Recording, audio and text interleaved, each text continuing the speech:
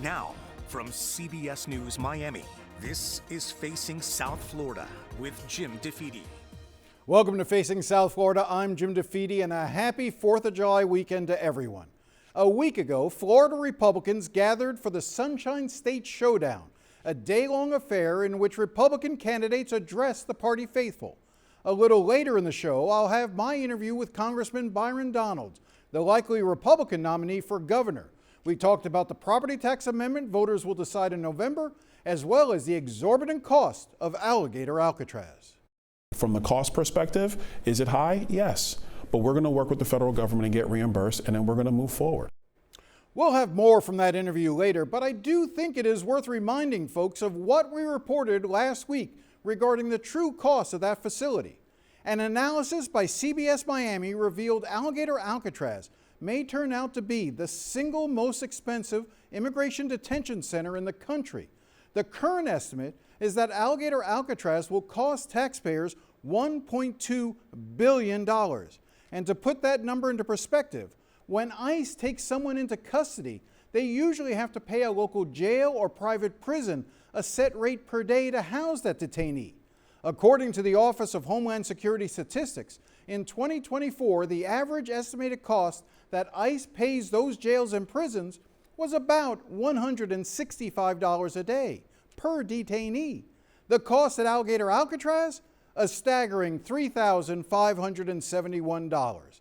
In other words, it was 21 times higher than the national average to house a detainee at Alligator Alcatraz than at one of those jails or prisons. And the reason is obvious. When you build a center in the middle of the Everglades, you have to bring everything you need to the site. Food, water, portable air conditioners, generators, the fuel for the generators, the tents, the fences, the showers, the toilets.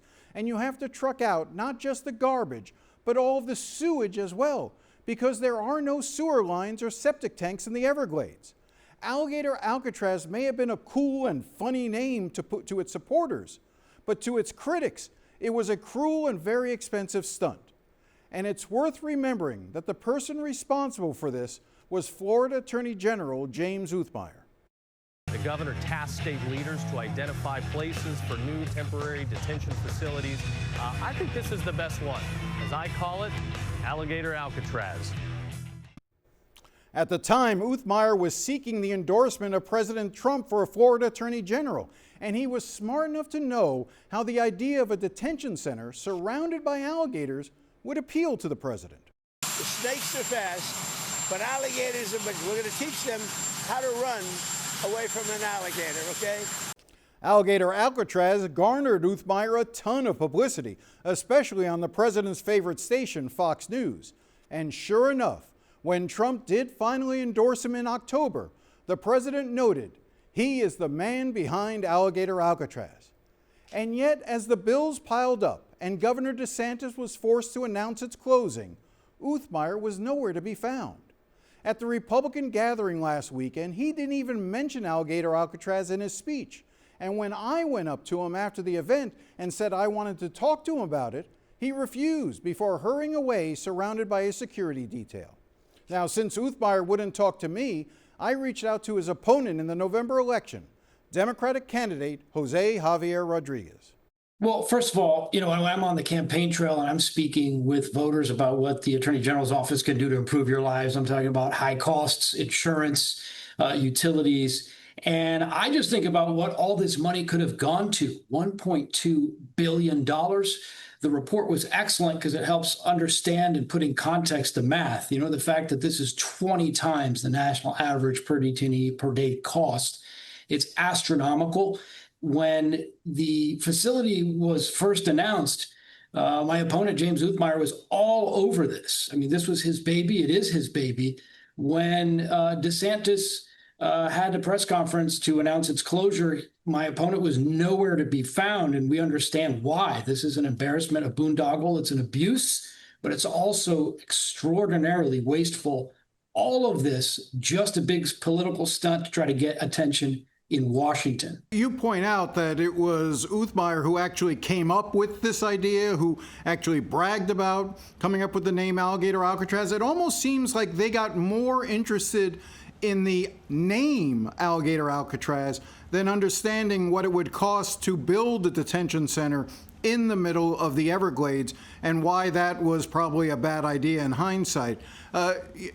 Do you see this as being indicative of how the current Attorney General James Uthmeier conducts himself? We have the most corrupt attorney general we've ever had, and this is the cost of corruption. When you have somebody who's using the office as a platform for headlines and for attention in D.C., this is the result. We need an attorney general's office that's focused on the people, on the real problems that we have. And so one of the things that I spoke about quite a bit was the abuses that went into this that enabled them to do this. Abusing emergency powers, going around the legislature, using no-bid contracts. All of that enabled them to waste massive amounts of resources. Obviously, you all have done the math, $1.2 billion. But those are funds that could have gone and should have gone to public safety, hurricane preparedness, other things like that. And, as Attorney General, I'll focus on the issues that actually matter to us, tackling those things in Tallahassee that make our lives more difficult. Insurance and utilities are things specifically that go up only when Tallahassee approves it. Attorney General's not doing anything about that. He's collecting their checks. And we need someone to focus on that. And for me, it's the cost of the corruption in Tallahassee that we have, that these kind of projects are even contemplated. But there is another topic that Florida Attorney General James Uthmeier has avoided talking about, and that's his role in the scandals surrounding Hope Florida. We'll talk about that next. Stay with us.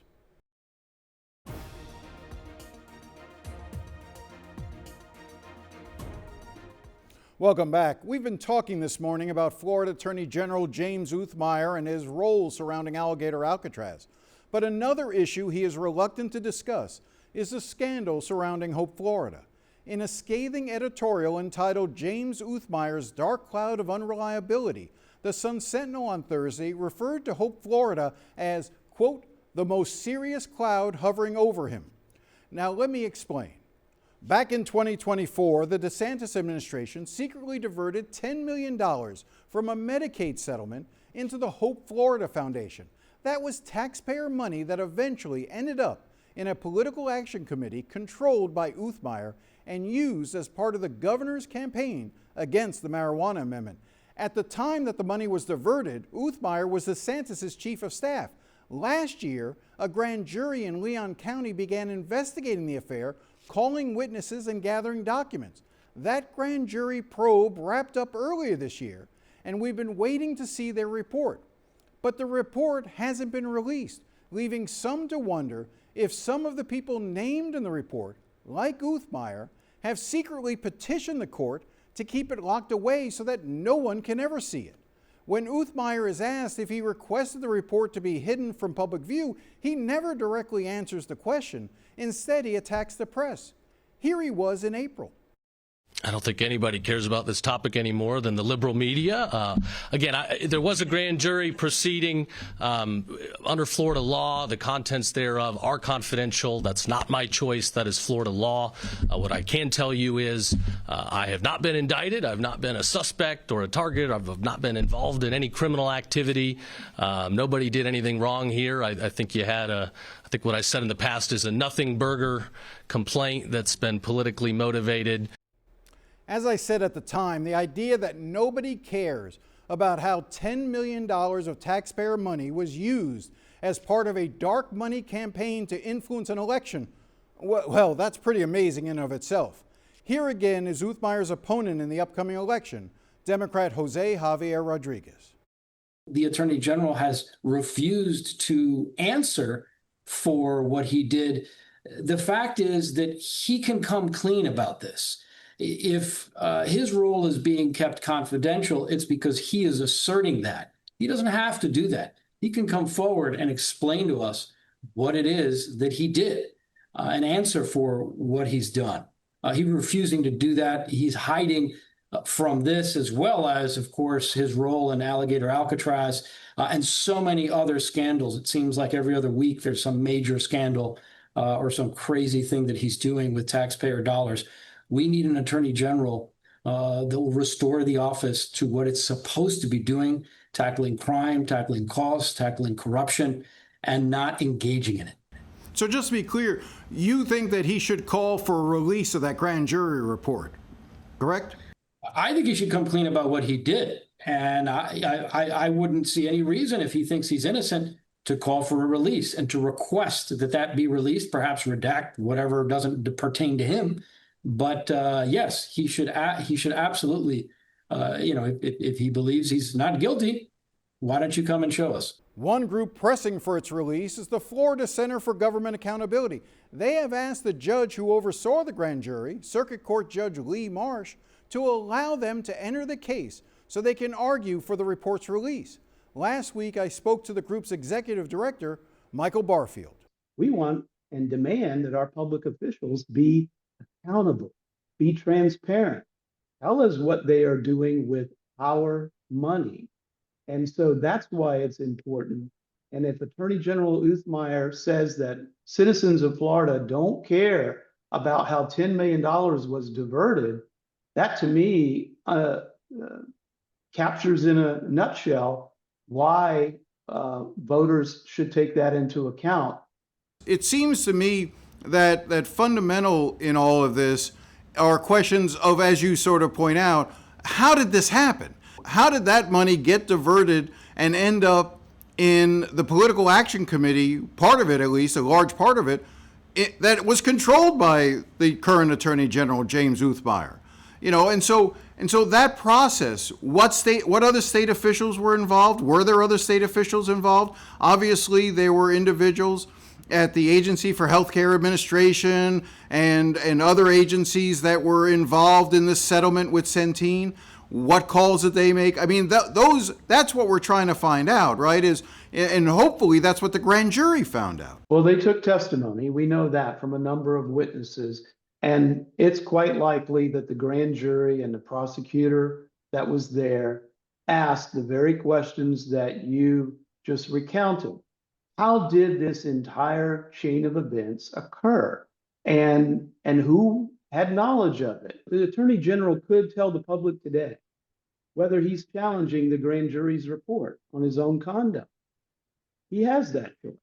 Instead, he's chosen silence. He wasn't elected to office. He was appointed to it. So why should voters trust him now when he won't even be straight about a grand jury's findings on his own activity? I think it is also important to note that Uthmeier isn't the only person on the ballot this fall who should probably be more forthcoming about their role in the Hope Florida scandal. The settlement agreement diverting the $10 million to Hope Florida was negotiated and signed by the Florida Attorney General's office. The Attorney General at the time was Ashley Moody, and a few months after the $10 million windfall to Hope Florida, Moody was appointed by DeSantis to the United States Senate. The timing of this raises lots of questions about Senator Ashley Moody, who was Attorney General at the time. Among those questions, did she talk to DeSantis or Uthmeier about the diversion of funds? Did she discuss it with her staff, who are raising serious concerns about the diversion? It has been reported her chief deputy, John Gard, was called to testify before the grand jury. What did he say, if anything, about Ashley Moody's role? The public is entitled to know answers from all of them, frankly. Whether or not they were called before the grand jury, whether or not they are challenging the grand jury's presentment report individually, collectively. We just want transparency on this. And that's why we're interested and why we're going to court to try and seek answers, because that's the only forum left. I tried speaking to Moody at last weekend's Republican event, but she said she didn't have time. We've submitted a list of questions to her office in writing, and she is welcome to appear on this show at any time. We will keep you posted. Now up next, my interview with Byron Donalds about the property tax plan. Stay with us. Welcome back. At last weekend's Republican Party showdown, I spoke to Congressman Byron Donalds, the clear frontrunner for the Republican nomination for governor. Do you think that you are the Republican nominee at this point and that this race is over? Well, I don't treat it that way. We have 52 days to go. Now, we are doing incredibly well in polling. We're over 50%. That's a major indicator, especially when you're this close to the votes being counted on August 18th. But we're knocking doors all across the state of Florida. My campaign has knocked 150,000 doors. We're doing field surveys at those doors. So why not debate? Why not have a debate with your other colleagues so that the voter can see you side by side with someone? 8%, 5%, 2%. That's where they're polling. Single digits. We're at 55. It's not been close for a while. They've had 6 months or 8 months or 10 months or however long some of these guys have been in the race to travel the state of Florida like I have, to try to earn the support from voters in the state of Florida like I have, and they just have not been able to do it. I think if you look at their campaigns, anybody looking at it, any metric, you already see that these campaigns don't have what it takes to win a statewide election. So why would I then help them raise their credibility or raise their name ID or raise their view with the people of Florida? It's not my job to help them. We're going to be focused on the next 52 days. My advice to them, they should be focused on the next 52 days and trying to get the people of Florida to decide if one of them should earn their support. But if the next 52 go like the last 6 months have gone, we already know where this is going. Since we last spoke, the legislature passed and placed on the ballot the property tax amendment that's going to be on there. I want to get your impressions, and then I want to ask some specifics about it. Are you supporting the amendment, and do you think that this is the best plan that the state could have come up with? Look, I do support the amendment. What the governor has been trying to accomplish, what a lot of us have been trying to accomplish, is finding ways for the people of Florida, especially our seniors on fixed income, our working families, to keep more money in their pocket. So I do support the amendment. Whether it passes or whether it does not, we are going to implement the will of the people of Florida. If it doesn't, what we're going to do next year is use the Tax and Budget Commission to bring this back, study it in far more detail, and try to find a way to give that real relief to seniors and to working families with a goal of eliminating homestead property taxes in our state. Is this the plan that you would have put forth? I mean, if you had been the governor this year and putting forward a plan, does this meet your requirements for a good plan? Look, everybody would have had different ideas. My idea was moving the homestead exemption to $300,000 or $400,000 a year, and then finding some ways to do some revenue offsets. But at the end of the day, this is the policy that moved through the legislature in both chambers. So now it's going to be in front of the voters. The voters are going to decide. 60% of Floridians are going to decide. Are we going to move to higher levels of homestead exemption, or are we going to keep the same system? And I will add you, Jim, the current property tax system in our state is not working. It's got major flaws. Number one, people who are trying to get into the housing game, they're being priced out. You go to try to buy a new home and you have to now allot in escrow for those taxes, makes it more difficult. You got seniors and people who've lived in our state a long time, they're trapped in their houses because they've accumulated Save Our Homes credits over so long. And if they go to another property, they lose all those credits and their property tax bill jumps through the roof. So look, whether it's the governor's plan that's come out now or other plans in the future, everybody has the same goal. We have got to frankly, provide real relief to people in Florida because the property taxes are out of control. But it does sound as if you're telling voters that if you reject this proposal, you will come back through the Budget and Tax Commission, put a new measure on the ballot that may actually work a little bit better for them. Of course. And look, if it doesn't work out this way, and I want it to work out, I want it to succeed. But if it doesn't, let me just ask you why, because you're going to inherit this. Because yes. if a mediocre or bad plan, I get what your point is, which is we need some relief. Yes. But I would imagine, as governor of the state moving forward, you would rather have work within the confines of a good plan that maybe is a year later in coming than a bad plan that voters vote on now. You see where I'm going with this? In other words, is it better to wait a year and do something more, as you sort of described, more thoughtful, more full? Well, first I will tell you that when you're talking about somebody's pocketbook, they can't wait a year. You know, that senior who's living in Miami-Dade or living in Orlando or Hillsborough County or even some of our smaller counties, their budgets don't slow down and wait for Tallahassee to figure out what comes next. There's a plan on the ballot this November. We will see what the voters do. I'm going to support the amendment. I think we should, because at the end of the day, they do need relief. There's no doubt about that. If it fails, we're going to bring it back next year, and then we'll have to look at what went wrong in this amendment and then find new ways to actually make it be more durable so that the people of Florida can support it. I want to raise one other topic and then I'll let you go, and it's something else that you will inherit, which is the aftermath of Alligator Alcatraz, which is Right now, my understanding is the estimates are it's cost the state about $1.2 billion. Of that, the federal government has reimbursed the state of Florida so far $58 million, so less than 5%. First of all, realizing this was not your idea, Alligator Alcatraz, looking at it in hindsight, with the amount of money that was spent, and the promise at the time that it would be cost efficient, and now realizing it was anything but cost efficient, do you think it was a mistake to create Alligator Alcatraz? No, I think if you look at what has happened in our country, remember how we got here. We're here because of terrible Democrat policy around open borders and rampant illegal immigration, brought to us by Joe Biden, Kamala Harris, and the Democrat Party.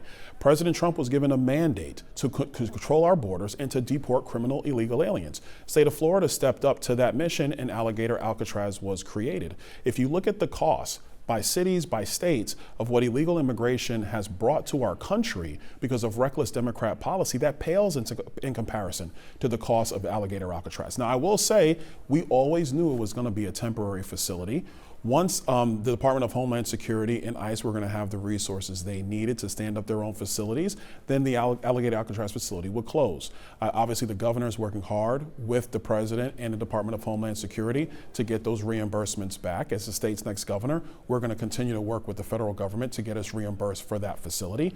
But was it worth it? Yes, because we had to actually stand firm on getting criminal illegals out of the state of Florida and out of the United States of America, because that is the mandate that the American people gave President Trump. Let me just put it in perspective for you. When ICE picks up an individual and they places them in a local jail or private prison or wherever else they usually place them, the average daily per bed cost for a detainee is anywhere from about $165 to about $245. All now in, when you now look at Alligator Alcatraz, the cost per detainee to house them at Alligator Alcatraz turns out to be $3,571 a day. $200 versus $3,500. I understand the desire to collect people, hold them, process them, deport them, but I guess what I'm wondering from a taxpayer standpoint, did this make the most sense to have a facility so remote that you had to bring everything to it, raising the cost that high? Could it have not been done at a different location, which wouldn't have had the bells and whistles of Alligator Alcatraz, which I think people got caught up in, and would have been more efficient for taxpayers? I mean, look, you probably could have found a different way to pay for it, but understand, Jim, when you're using these other facilities that you're talking about, those are existing prison and county jail facilities. If you actually then have a bunch of criminal illegals in those facilities, what does it do? Those facilities just don't expand. You have to have the additional infrastructure in order to do that. You couldn't overwhelm the county jail system. That would actually make our law enforcement capacity be in a more negative picture, because you wouldn't have the bed space for local law enforcement or sheriffs to be able to arrest people who need to be held and taken off the streets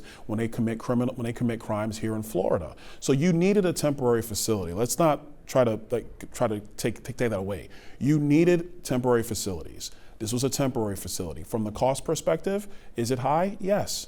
But we're going to work with the federal government and get reimbursed, and then we're going to move forward. And you're confident that Florida will get full reimbursement? I'm very confident that we're going to get reimbursed on this facility. He better hope he can get reimbursed, otherwise that could blow a very big hole in his budget if he's elected.